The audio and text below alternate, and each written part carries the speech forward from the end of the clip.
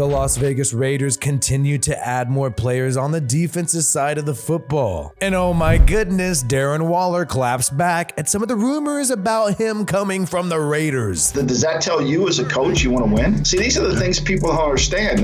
I think he's an amazing person. His work ethic is off the chart. Football matters to him. Actually kind of ties into the whole wedding thing with Josh. Like, it's something I wanted to keep ultimately completely private. The plot thickens, guys, and I swear to the man upstairs that I don't want to talk about this, but there continues to be more to the story. Now the Raiders have signed Duke Shelley, the cornerback who played for the Minnesota Vikings last year, but was originally drafted by the Chicago Bears. This guy was also coming out of that 2019 draft class. A lot of these people have their contracts up, which is why you see them testing free agency now. And this guy's going to add some competition to the cornerback room for sure. This guy's not coming in here and going to just be some backup. And really, the Raiders have not invested heavily for any one particular person at the cornerback position, so it seems like it's anybody's game. Even Nate Hobbs, man, he's going to have to battle for his spot. We know they added David Long Jr. yesterday, Brandon Faison previously. You still have Nate Hobbs, you still have Amik Robertson, and you still have Sam Webb, Tyler Hall, and Bryce Cosby as well. But taking a look at Duke Shelley, a shorter corner, 26 years old, will be 27 during the season, drafted in the 6th round in 2019 by the Chicago Bears. What I find the most interesting about this guy, didn't get many opportunities his rookie year, right? Played a little bit more in year 2, year 3, and year 4, he's finally getting a huge opportunity. And with the Minnesota Vikings last year, check out this coverage grade, just insane, an insane PFF coverage grade, especially compared to all 3 previous seasons. And given the fact that it was almost his career high in snaps, like literally like 11 snaps away from being his career high in snaps and almost his career high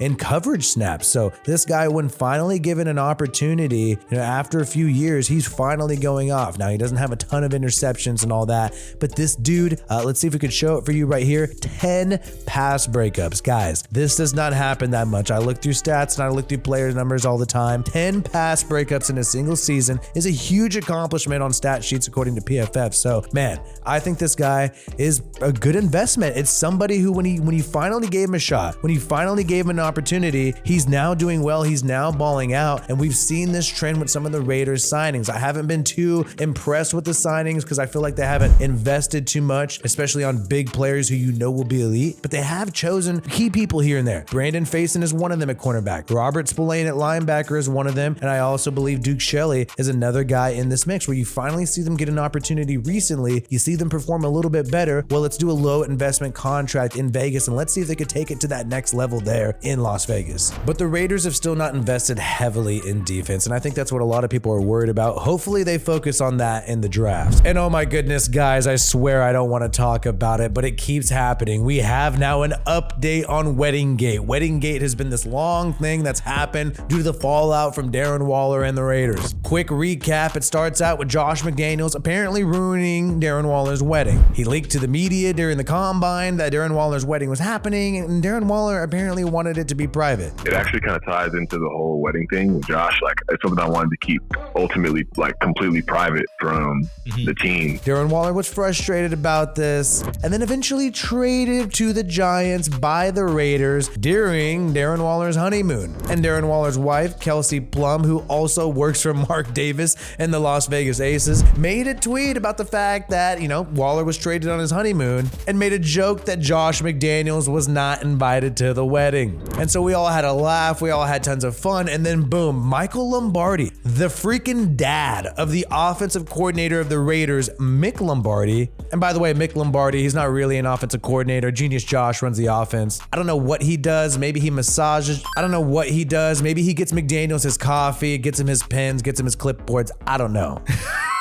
But we know Michael Lombardi, who's previously talked trash on Derek Carr when he left the team to make McDaniels look good, then started talking trash on Darren Waller to make McDaniels look good because he wants to make sure his son continues to have a job and doesn't hit the unemployment line. It's on the bye week. You went home and just didn't even talk to anybody. Just went home and left a message say, hey, find me. I don't care. I'm going to Southern California. This guy is saying that Darren Waller just straight up left, and didn't rehab even though he was supposed to and didn't talk to anybody. But Darren Waller has just corrected the record and said that he he had mandatory days off and even told Josh McDaniels what was going on. The Thursday through Sunday, which were mandated to get off by the league, that was when I proposed to Kelsey. I eventually told Josh, and that's how he knew and was able to, by mistake, tell the reporters that my wedding was happening. So McDaniels knew he was leaving to propose to Kelsey during the bye week. He wanted to keep it private. He wanted to keep the wedding private, and he had a mandatory 4 days off Thursday through Sunday.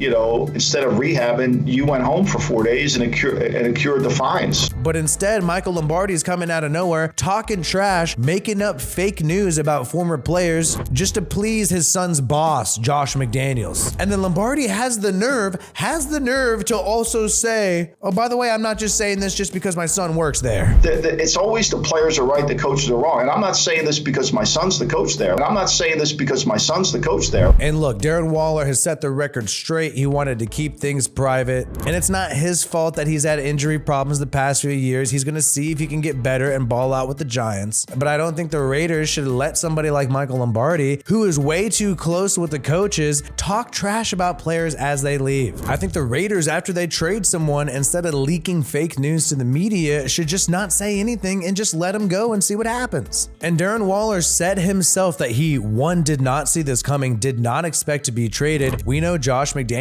at the combine even said, Darren Waller's a part of the future. We're excited about what he could do. And so Darren Waller was shocked to find out that he was traded. He didn't want to leave the Raiders. He still wanted to be a Raider. Another former Raider chimed in about the Waller to Giants trade, and that is none other than former GM Mike Mayock. His work ethic is off the chart. Football matters to him. I think being a good person matters even more to him. And you can tell Mike Mayock is not trying to say too many things because the Raiders are a former employer. He doesn't want to give up too much. But he does admit that Darren Waller has had injury issues. However, he does acknowledge that, hey, if Waller is anything close to 2020 or 2019, even if the dude is half of that, Giants kind of got to steal.